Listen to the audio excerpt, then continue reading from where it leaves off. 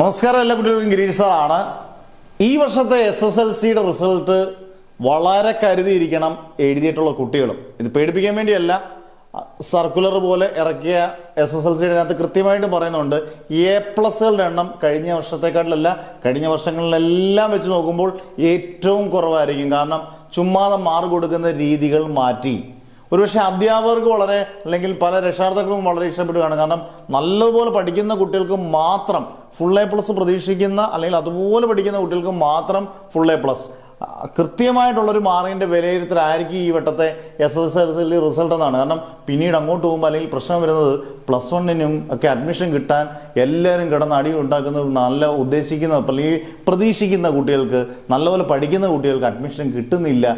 ഇങ്ങനെയൊക്കെയുള്ള ഒരുപാട് പ്രശ്നങ്ങൾക്ക് ഒരു പരിഹാരമാണ് ഈ വർഷത്തെ SSLC റിസൾട്ട് എന്നാണ്. അതുകൊണ്ട് വളരെ ശ്രദ്ധിക്കുക.